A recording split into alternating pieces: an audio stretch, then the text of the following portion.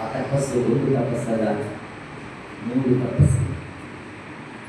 ಒಂದು ಶಾರೀರಿಕ ತಪಸ್, ಎರಡನೇದು ವಾಚಕ ತಪಸ್, ಮೂರನೇದು ಮಾನಸಿಕ ತಪಸ್. ಗೀತೆಯಲ್ಲಿ ಸ್ಪಷ್ಟವಾಗಿ ಹೇಳಿದ್ದಾರೆ, ದೇವ ದ್ವಿಜ ಗುರು ಪ್ರಾಜ್ಞಾ ಪೂಜನ ಶೌಚಂ ಆರ್ಜವಂ ಬ್ರಹ್ಮಚರ್ಯಂ ಅಹಿಂಸಾಚ ಶಾರೀರಂ ತಪಮುಚ್ಯತೆ. ಇದು ಕೃಷ್ಣ ಹೇಳ್ತಾರೆ. ದೇವ ದ್ವಿಜ ಗುರು ಪ್ರಾಜ್ಞಃ ನಾಲ್ಕು.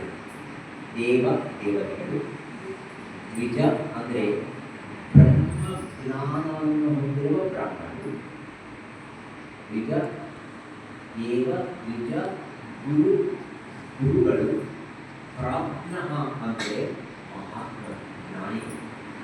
ಈ 4 ಜನನ್ನ ಯಾರಾದರೂ ಪೂಜೆಯನ್ನು ಮಾಡ್ತಾರೋ ಅವನ್ನ ಪೂಜೆ ಮಾಡೋದು ಶಾರೀರಿಕ ತಪಸ್.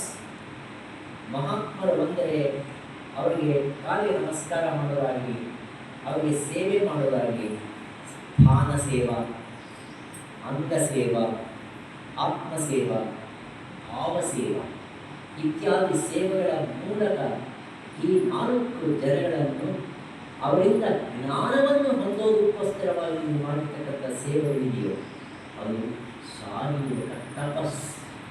ಅದಕ್ಕೋಸ್ಕರ ಮಹಾತ್ಮರು ಕಾಣಿಸದೆ ನಮಸ್ಕಾರ ಮಾಡೋದಿದೆಯಲ್ವ, ಒಂದು ನಮ್ಮ ಅಹಂಕಾರವನ್ನು ಸಂಪೂರ್ಣವಾಗಿ ಅವರಿಗೆ ಸಮರ್ಪಣೆ ಮಾಡೋ ಭಾವನ ಬಂದಾದರೆ, ಎರಡನೇದು ನಮ್ಮಲ್ಲಿ ಇರ್ತಕ್ಕಂಥ ಅಭಿಮಾನವನ್ನು ಸಂಪೂರ್ತಿಯಾಗಿ ತೊಳೆದು ಮಾಡಿಕೊಂಡು ವಿಸ್ತೃತಿಯಾಗಿ ಇರ್ತಕ್ಕಂಥದಕ್ಕೆ ಹಣ್ಣು ಮಾಡಿಕೊಳ್ಳೋದೇ ಹೊರತು ಅದು ಪೂಜೆ, ನಿಜವಾಗಿರ್ತಕ್ಕಂಥ ಪೂಜೆ.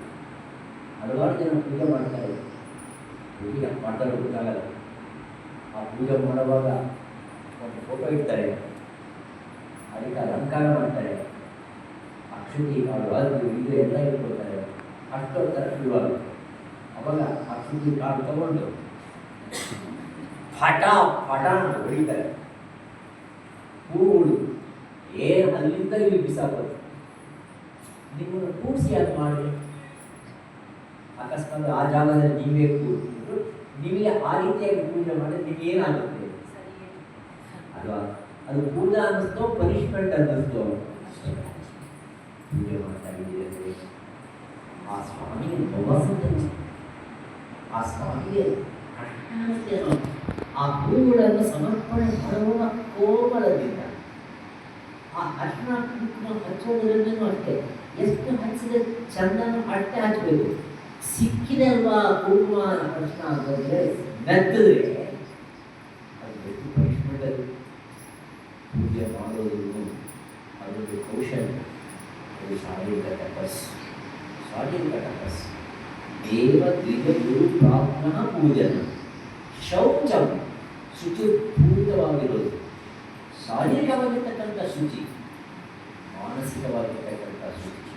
ಶೌಚಂ ಆರ್ಜವಂ, ಆರ್ಜವಂ ಅಂದರೆ ಕಾಯ ಮನಸ ವಾಚ ಒಂದೇ ವಿಷಯವನ್ನೇ ಪ್ರತಿಪಾದನೆ ಮಾಡ್ತಕ್ಕಂಥ ಆರ್ಜವಂ.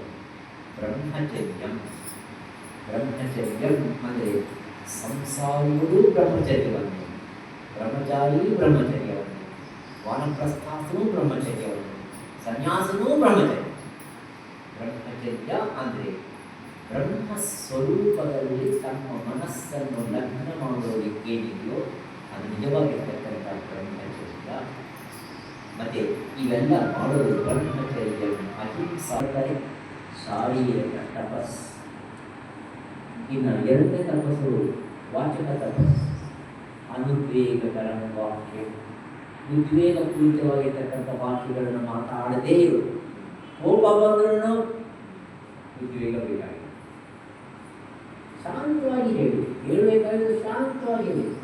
ಅನುದ್ವೇಗಕರಂ ವಾಕ್ಯಂ ಸತ್ಯಂ ದ್ವಿಯಂ ಹಿತಂ ಜಯತು ಸ್ವಾಧ್ಯಾಯ ವ್ಯಸನಂ ಚೈವ ವಾಂಗ್ಮಯಂ ತಪೌಚ್ಯತೆ. ಇದು ತಪಸ್ಸು, ವಾಕ್ ತಪಸ್ಸು. ಆ ವಾಕ್ಯದಿಂದ ನೀನು ಏನೇನು ಹೇಳ್ತೀಯೋ ಅದು ಇತರರಿಗೆ ಹಿತವಾಗಿರಬೇಕು ಹೊರತು ಕಠಿಣವಾಗಿರಬಾರ್ದು. ಕೆಲವರು ಮಾತಾಡಿದ್ರೆ ಕಣ್ಣೊಡ್ದಂಗಿರುತ್ತೆ ಅಲ್ವಾ? ಇನ್ನು ಕೆಲವರು ಮಾತಾಡಬೇಕು, ಇನ್ನು ನಾನು ಮಾತಾಡಿ ಚೆನ್ನಾಗಿರುತ್ತೆ ಅನ್ಕೋಬೇಕು. ಅದನ್ನು ಒಬ್ಬ ಮಹಾತ್ಮ ಹೇಳ್ತಾರೆ ತೆಲುಗಿನಲ್ಲಿದೆ. ತನುಗುಣ ವಿರಿಗಿನ ಅಳುಗುಳು అనుగుణ చండవచ్చు అతి నిష్ఠురతన్ మనమున నాటిన మాటలు వినోయని ఉపాయముననైన వెడలునే అధిపా. ಅಂದರೆ ಈ ತನುವಿಗೆ, ಈ ಶರೀರಕ್ಕೆ ಬಾಣ ಹಚ್ಕೊಂಡ್ರೆ ತುಂಬ ಸುಲಭವಾಗಿ ಕಿತ್ತಾಕ್ಬೋದು.